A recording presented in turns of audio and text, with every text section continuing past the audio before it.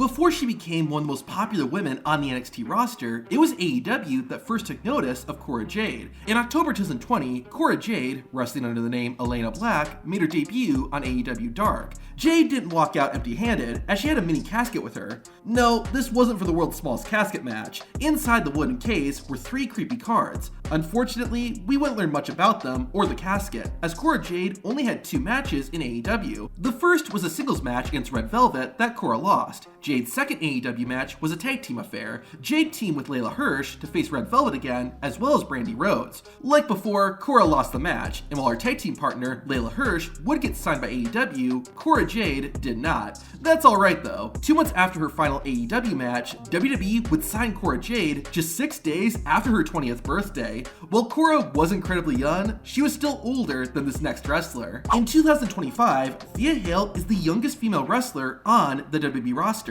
She's accomplished a lot for her age, and in fact, she started wrestling as soon as she legally could. Just 2 days after her 18th birthday, Thea Hail competed in her very first wrestling match, which just so happened to be on AEW Dark. The teenager took on Thunder Rosa, and while she didn't win, Hail did get a chance to show off some of what she could do. Thea wrestled a second match for AEW as well, taking on Julia Hart. Thea Hail once again took the L, but still managed to impress.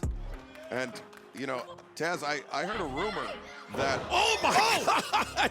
What? AEW ended up not offering the young wrestler a contract, but someone else did. A few months after her AEW debut, WWE signed Thea Hail. I'm sure she would have celebrated with drinks if she was legally allowed to. Now, even though they didn't get signed, Cora Jade and Thea Hail didn't cause any drama backstage while in AEW. This next wrestler did, and it actually negatively affected his career. At one point, it seemed like Kalisto was going to be the next Rey Mysterio. Sadly, it never happened, and in 2021, after an 8-year career, the Lucha Dragon was released from his WWE contract. A few months later, however, Kalisto showed up in AEW. Competing as Samurai del Sol, Kalisto teamed with fellow luchador Aerostar. They challenged the AAA World Tag Team Champions, FTR, and had a fun and exciting match. Aerostar even gave us this, which was great. Kalisto's team didn't win, and sadly, he never wrestled for AEW again, but that may have had something to do with what happened backstage. After the match, Kalisto made a tweet saying,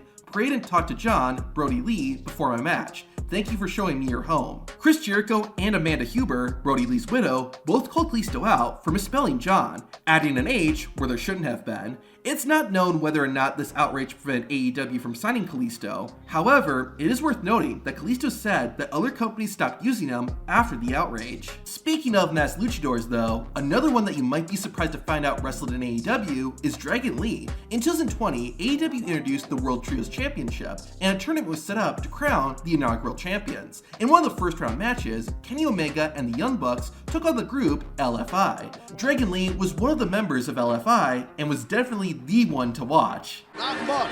Andrade holding the ropes open. Oh my God!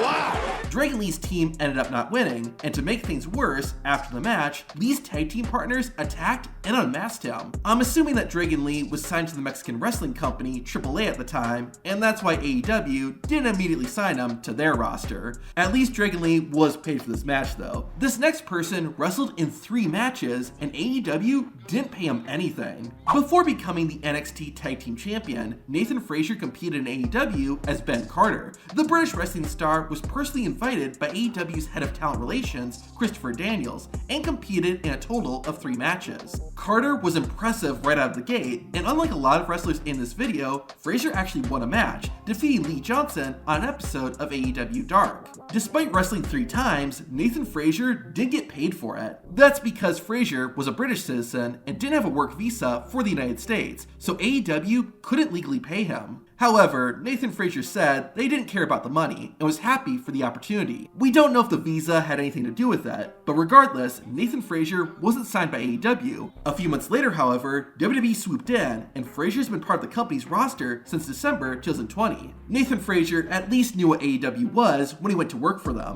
This next wrestler actually didn't. At the very first AEW show, Double or Nothing, in 2019, the company would crown its first AEW World Champion. To present the championship belt, All Elite Wrestling brought in the best there is, the best there was, and the best there ever will be.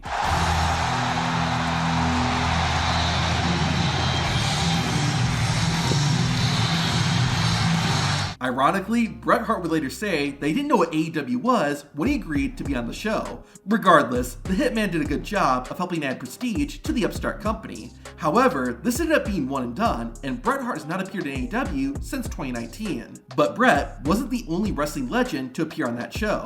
During the Casino Battle Royale match, one of the entrants was the heart and soul of ECW, Tommy Dreamer. Dreamer actually had several memorable moments, including getting a stink face from Sonny Kiss, getting hit with a suicide dive by the fattest wrestler on the planet, and taking some vicious shots from Orange Cassidy. He's knocking out the pins from under him. Oh. However, since Double or Nothing, Tommy Dreamer hasn't returned to AEW, and there isn't a clear reason why, unlike with his next wrestler. In 2021, Andrade left WWE and became All Elite. Shortly after his debut, Andrade El Idolo revealed he had a new executive consultant, and his name was Chavo Guerrero. Chavo would act as Andrade's mouthpiece, doing most of the talking for him during interviews and the like. Guerrero never had a match in AEW, but did get physical. About a month and a half after his AEW debut, Chavo Guerrero would interfere in Andrade's match. While Andrade did win, he didn't want Chavo's help and attacked Guerrero. After this, fans would never see Chavo Guerrero in AEW again. This was a pretty short run, and as is often the case in wrestling, the reason was due to stuff backstage. The same time Chavo joined AEW, he also got a job working as a wrestling coordinator on the TV show Young Rock. The show offered Guerrero more money, so he left AEW to work on it. AEW understood, and Chavo has said he is still on good terms with the company.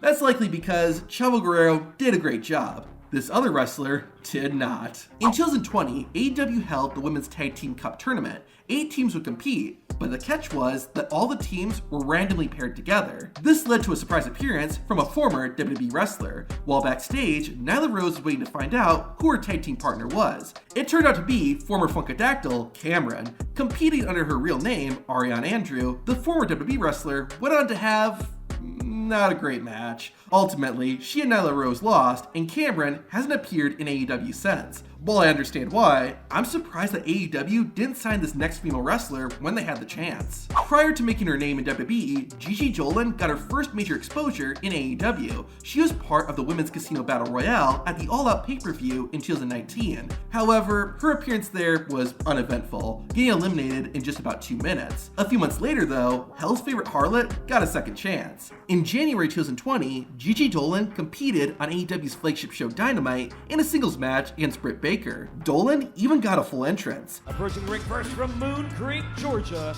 Hell's favorite harlot, Priscilla Kelly. She ended up losing the match, and that would be all we would see of Gigi Dolin in AEW. A year later, WWE signed her, where Dolin remains to this very day. Gigi wasn't the only female wrestler whom AEW skipped on though. When you think of the women's revolution in WWE, a number of names come to mind.